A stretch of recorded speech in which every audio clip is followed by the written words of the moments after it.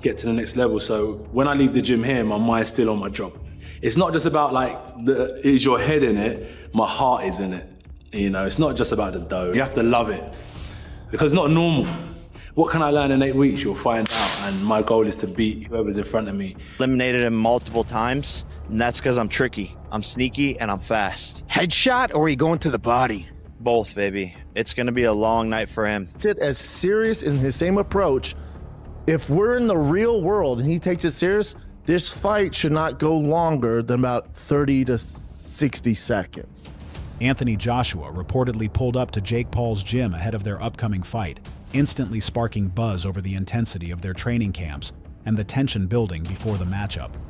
In a recent interview, Joshua opened up about what it took to make the fight happen, breaking down the negotiations and behind-the-scenes challenges. He made it clear this isn't easy money. It's a serious fight. Sources say he stressed the real risks involved and the careful strategic planning required for a matchup of this size and magnitude. What is the value in fighting Jake for you? What's the motivation in taking this? So you got ability and you have market ability in boxing. Now, unfortunately, how it goes is you could have the two best fighters with the best ability, but they don't have marketability. So they won't be able to showcase their talent to the world because broadcasters won't be interested. Jake Paul continues to display a striking level of self-belief ahead of his fight with Anthony Joshua. The YouTuber turned boxer has remained publicly convinced that he can knock out Joshua, pointing to a playful laser tag win during their first encounter in Dubai. Paul claims that his ability to stay elusive and move unpredictably will help him recreate that same advantage inside the ring. While this confidence has drawn both amusement and criticism from fans and analysts, it highlights Paul's mindset going into a fight against one of boxing's most seasoned heavyweights. He insists that being crafty, studying his opponent's movements, and spotting gaps in defense are tactics he can carry from a game into a real high-stakes matchup. However, experts argue that athletic ability and genuine fight experience cannot be replaced by confidence alone. Bring him up! Bring him up! Bring him up! Bring him up! Oh, he's so fucking good. He's not gonna get there without this shit! Former cruiserweight world champion Lawrence Okolie shared his perspective on Jake Paul's preparation, offering to help him through focused sparring work. Okolie emphasized the need for specialized training when preparing for someone of Joshua's caliber, explaining that Joshua rarely goes for quick knockouts. Instead, he depends on experience, strategy, and the ability to read opponents as the fight unfolds. Okolie's guidance centers on boosting Paul's endurance, defense, and tactical awareness, all crucial for lasting against a technically skilled and physically dominant heavyweight. He adds that sparring with strong partners improves reactions, but it still cannot fully replicate the unpredictability and power of a true world-class champion like Joshua. For the sport and what he's done for especially the women's game and what he is, I think he's fantastic, and he's showing other boxers coming through. Look what I've got from this. So you tell me now, in terms of a game plan, what you think. There's three I see. One of which is, bear in mind, AJ is not a I'm gonna come out and get this over in 1 round kind of guy. He does do it, don't get me wrong, but that's based off of other people's work. So when you see AJ versus Ngannou and him were having a fight before AJ started landing the great right hands off of Ngannou going southpaw, I don't think AJ's first instinct is to go in and go double jump, uppercut, left hook to the butt and rip into people. He likes to box. He's a natural boxer. So I think he's gonna be just going through stuff. He hasn't been in the ring for over a year. He's gonna be, popping jabs, slipping. Commentators Brendan Schaub and Brian Callen raised concerns that Jake Paul may be underestimating the real danger posed by Anthony Joshua. According to Schaub and Callen, Paul's relaxed attitude and bold public callouts don't show a true grasp of the risk ahead. They cautioned that Joshua's power cannot be dismissed, and Paul's lack of first-hand experience against top-level heavyweights could leave him exposed. While Paul approaches the fight with confidence and even swagger, the analysts stressed that such a mindset could backfire if he doesn't respect the skill, timing, and strength a seasoned heavyweight like Joshua brings to the ring.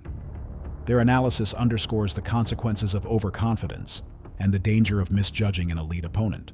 I've done enough sparring, getting hit, that you just know You're talking about Olympic gold medalist. I don't think people understand how good Anthony Joshua is. They see him against Usyk or they see him against, Ruiz, and they're like, oh, he lost. And they think somehow that because he's nice, that he's not an absolute killer. I don't think everyone life. knows that, B. A lot of people are like, You're hanging out with the wrong people then. I mean, 6'6", 245. Let me just say this. It's a different ecosystem. Look, Jake's a thick kid. 227 is a lot. It's heavy. He's big. He's athletic. But this is different. You're not Usyk. You ain't Usyk. Jesus. You're talking about a very different athlete. Do you want me to go down? Please. With all your rambling here? Please. Dude, first of all, before I go in on the cojones on Jake Paul, you have got to. That's what I said. Whatever the fuck your criticism of the guy is, whatever. The cojones, the huevos on this fucking kid. I agree. To step in there with fucking Anthony Joshua is insane. He deserves all the money. With 14 ounces. And what he's doing is flipping boxing on its fucking head. And this is exactly what he's there for. He's doing exactly what he said he was going to do. Kudos to him. Kudos to him. 100%. Now, what bothers me is when you and other people go, I mean, Jake's 6'1", 227. I mean, it's insane. The other guy's 6'6". Jake could be 6'10". I know. 300 pounds of shredded. What you guys are missing the mark on is Anthony Joshua is a gold medal winner in the Olympics. High-level professional. High-level. No, hold on. World champion. So I don't like it when we're talking like, dude, he's it's so not much, a physical so much thing, bigger. it's a skill thing. So I'll say this, and I'm not saying it's a fake fight, it's rigged, especially because you got Eddie Hearn involved, and they're using 10-ounce gloves, 10-ounce which is a big deal, and it's 8 3-minute rounds, 10-ounce gloves. It's terrifying. That's what you do in professional boxing, heavyweight boxing, which those do nothing, by the way. They do nothing. What you guys need to understand is, if this fight's not fixed, no one's taking a fall, cut all that narrative out. But I will tell you this. If Anthony Joshua decides to take this as serious as he did the Francis Ngannou fight, I don't need him to take it as serious as an Usyk fight. I don't take him as serious as fighting Klitschko. That's insane. It's literally impossible to take something like this that serious. If he takes it as serious as he did the Francis, which isn't that serious for him, but if he takes it as serious in his same approach, if we're in the real world and he takes it serious, this fight should not go longer than about 30 to 60. TV personalities Jason Cundy and Jamie O'Hara offered a more dramatic perspective, highlighting the unpredictability surrounding the fight. They point out that the massive gap in skill, experience, and physicality between Joshua and Paul makes the matchup risky for both men. Their main worry is the danger to Paul, implying that Joshua may even be advised to control his power to prevent serious harm. The commentators add that although the fight is exciting from an entertainment angle, the safety concerns cannot be ignored. They argue that this kind of pairing is rare in professional boxing and could result in unexpected consequences if proper caution isn't taken. No, mate, I think it's dangerous. Yeah, I genuinely think it's dangerous. Well, but that's putting a world heavyweight champion. But then the cynic, who's at the top 4-5 fighters in the world. Then the cynic in me tells me, YouTuber who's never had a proper fight. Right, the cynic in me straight away goes, I think AJ's probably going to be told, and I don't know this, don't go heavy on him the first. No, he can't afford to do that. Anthony Joshua can't afford to do that. Okay, well, that's where I'm wrestling with my own mind right now. You asked me the question. How do I feel about it? I don't know what to make of it, mate. I seriously don't know what to make of it. I seriously don't. I think it's a joke. Yeah, I don't know what to make of it. I'll watch it because I don't know whether I will, JJ. Honestly, I probably will close the fight. Right now, I don't know whether I will. I don't know whether I will, honestly. I didn't watch. Was it Jake Paul that fought? Who did he fight? Mayweather. No, Mayweather. I didn't watch that. Who fought Mayweather? Oh, it was. I tell you, it was. Who was the MMA fighter? Logan Paul. The one that you didn't know the name of yet. Logan Paul, right? He fought Floyd Mayweather. I didn't watch that one either, right? I know, but Jake Paul's got a bit more boxing credentials. He has. Because he What about McGregor? Who did McGregor fight? Did he fight someone? McGregor, or have I made that up? Yeah, I don't know. Where's your head at? I don't know, mate. I mean, they all it's all over the gaff. You gave Andy your number and you gave him the talk. His name's Adam. Adam, sorry. You gave Adam the number. No. You said 03717 I gave him the sports. You gave him the sports number. No, but I don't. Get your head out. No, I don't know. I don't know whether I will watch it actually. If you want the honest truth. Well, we asked for some calls and people have phoned up. They're interested in it to have their say. Let's go to Paul, who's a Man United fan. All right, Paul. Simon Jordan, a former football executive and outspoken commentator, criticized the fight as pointless from a sporting standpoint. He argued that Anthony Joshua taking on a YouTuber turned boxer like Jake Paul does nothing to elevate his legacy. Jordan stressed the need to protect competitive integrity in combat sports, saying top-tier athletes should face opponents who offer real challenges instead of participating in spectacle-driven events. He believes that although the fight may draw major attention and financial reward, it sends the wrong message about professional boxing standards and risks weakening the sport's reputation among purists and fans who value legitimate competition. For a fight between Anthony Joshua and Jake Paul in December.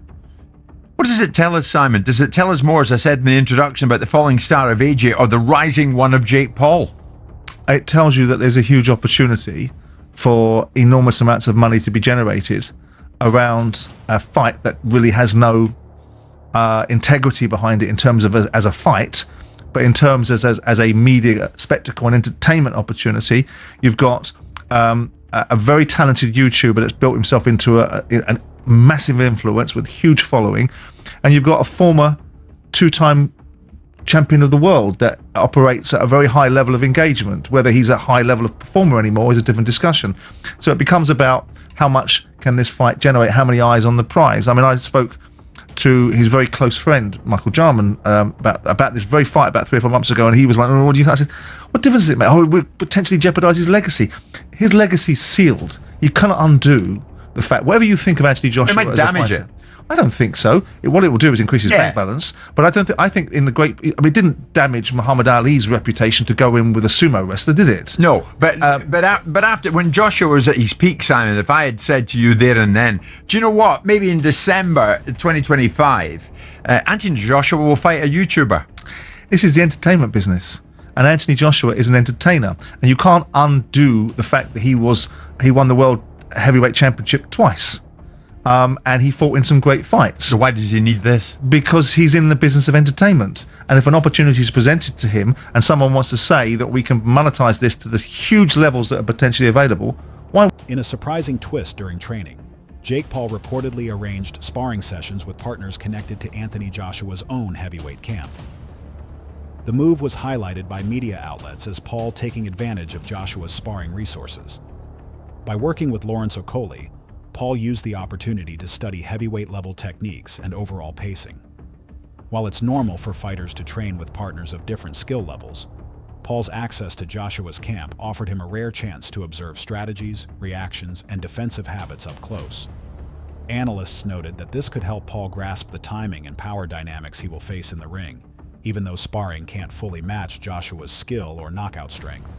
Cruiser to heavyweight, and then Keyshawn is a lightweight. He's never actually fought at the 140 yet, and he looked almost as big. So a lot of like fakery with the weights in the game. But anyway, now Jake Paul is being dwarfed by these way bigger heavyweights like Jared Anderson, Frank Sanchez, and Lawrence Okoli. Okoli is like 6'4.5", 6'5", and these guys are like 6'3", 6'4", probably. So now Jake Paul is the one that's smaller. So first of all, I will give credit to Jake Paul. Clearly, he's a person who is taking his career seriously. These are quality sparring. I mean, a real boxer, because people say he's not a real boxer, but a real boxer would be using the same guys in their sparring camp. In fact, I just told you Joshua used Lawrence Okoli. I don't know if he sparred with Anderson or Frank Sanchez, but these are all regular ranked heavyweights. So credit to Jake Paul for that. And I mean, he's gonna need it. Joshua is a different breed to, like, you know, a Mike Perry when it comes to boxing. Different frame, different size. In case you didn't believe me, right?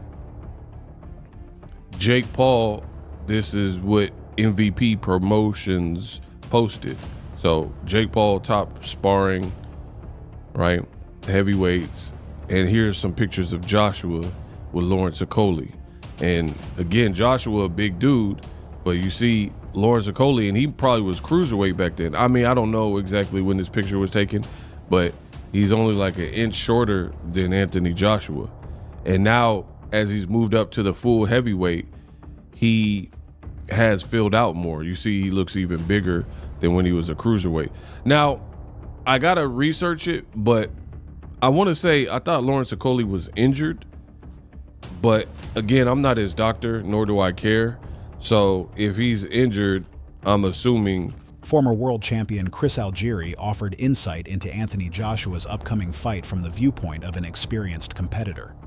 Algieri explained that stepping back into the ring after a stretch of inactivity is never simple, requiring a deliberate rebuild of rhythm, timing, and confidence. A boxer must reawaken the competitive instincts that only come through steady time in the ring. While Jake Paul does not match Joshua's expertise or level of accomplishment, Algieri suggested the matchup could still serve a practical purpose for Joshua. It provides a controlled setting to refine his timing, assess his reactions under pressure, and maintain physical sharpness for tougher future bouts. Algieri also pointed out the unusual nature of the event, noting how the spectacle and widespread public attention often overshadow the athletic side. The media buzz, online chatter, and viral discussions have arguably become just as influential as the sporting value itself. Even so, he acknowledged that the fight gives Joshua a chance to remain active, keep his instincts sharp, and reset his competitive mindset. Even in a relatively lower stakes situation, the bout can help preserve his conditioning and readiness for the more demanding challenges ahead. Sources, but I will say this, Dan. You said, like, I don't know if it's going to be this, how many rounds. What do you mean? It's going to be a fight. What are we talking here? Like, it's going to be an exhibition? No, it's a fight. You're a heavyweight. You're calling out heavyweights. You're calling out a heavyweight. You're calling out Anthony Joshua, former world champion. You're calling him out on short notice. It's a fight. You're going to wear 10-ounce gloves and you're going to fight 10 rounds, and that's what it is. I don't understand any idea of anything else. Oh, it's going to be 8 twos? Is it going to be 15-ounce gloves? What the hell are we doing? This is boxing. You want to fight a real guy? You're fighting a real guy, which I am very respectful, and I respect the hell out of Jake Paul if he does step in the ring with Anthony Joshua. No matter what happens, kid's got balls of steel, and I applaud you. Well, the reason I say we don't know yet because Jake Paul has fought in his last fight with Gervonta Davis was going to be an exhibition. They had to do that because of the weight difference. This is still a weight difference here. I mean, Anthony. No, there's not. No, it's not. It's heavyweight. It's the same weight class. Well, what do you consider Jake Paul? Cruiserweight or a heavyweight? Heavyweight. How much did he weigh his last fight? He's fought at cruiserweight. He's also fought at heavyweight. Against Tyson was at heavyweight. He was. What was his last fight? He's a cruiser. He's a heavyweight. What was his his last fight? It was his last Mike fight was Tyson. at cruiser against Chavez. Whatever, you know what I mean. Like the reason Gervonta Davis fight. He fought Chavez after Tyson. I guess Tyson was that long ago. Wow. Yeah, it was a year ago. This week, I was looking at my Instagram memories. I was in Dallas, Texas, getting ready for me pooping my pants on Netflix. That was about a year ago. Exhibition. These are questions that are asked. These are questions that are attached to Jake Paul events. I am hoping that it's a real fight. I'm hoping that it's 10, 12 rounds. I'm hoping it's everything because I'm getting. I hear it all the time. I hear everyone saying, I'm still getting it. This is not a real fight. There's no way this is happening. Tell me when it happens. There's going to be rules. There's going to be agreement. Joshua's taking the bag. Joshua's taking the dive. There's a handshake agreement. There's a wink-wink agreement. It just never ends. And I get it because I just tweeted this out. Boxing analysts have raised concerns about the major weight and size gap between Anthony Joshua and Jake Paul. The difference brings serious safety questions, since the risk of injury rises significantly when a smaller fighter steps in against a naturally bigger heavyweight. Several experts suggested the matchup might have been safer as an exhibition, where reduced intensity rules help protect both fighters while still delivering entertainment. But reports confirm that this will be a full professional bout, following strict regulatory standards. That choice raises the stakes and the potential consequences, making the fight a high-risk challenge for Paul, while giving Joshua an unusual but manageable test. Analysts warn that although fan interest is huge, fighter safety should remain the top priority. News, and I can't believe this is leaving my mouth. Anthony Joshua is going to be fighting Jake Paul. Now, this isn't even an exhibition bout. It's going to be on Netflix. It's going to be in Miami. It's going to be in December. And Jake Paul, if Anthony Joshua loses to Jake Paul, then that will not make any sort of sense whatsoever. Because on an athletic level, an experience level, a skill level, Anthony Joshua is several levels above Jake Paul. So surely this is going to be an exhibition bout. Surely this is going to be... There's surely going to be some shenanigans here. Because if Jake Paul gets into a real boxing match with Anthony Joshua, he's going to get absolutely destroyed. Like, there's no point in me... Like, I don't even need to break it down. What do you want me to break down here? And this is an easy payday for Anthony Joshua. And you know what? Fair play to him. People are going to criticise Anthony Joshua for fighting Jake Paul, but if he's really going to be fighting Jake Paul, which I don't think he is, then, bro, he can do whatever he wants to it. Literally. But then just imagine. Oh, it's just crazy to think about. Fair play to Jake Paul, though, if this is a real boxing match. If I see exhibition attached to this, we'll know it's a sham. However, if I see that this... That's it for today's video. Stay tuned, and we'll see you in the next one.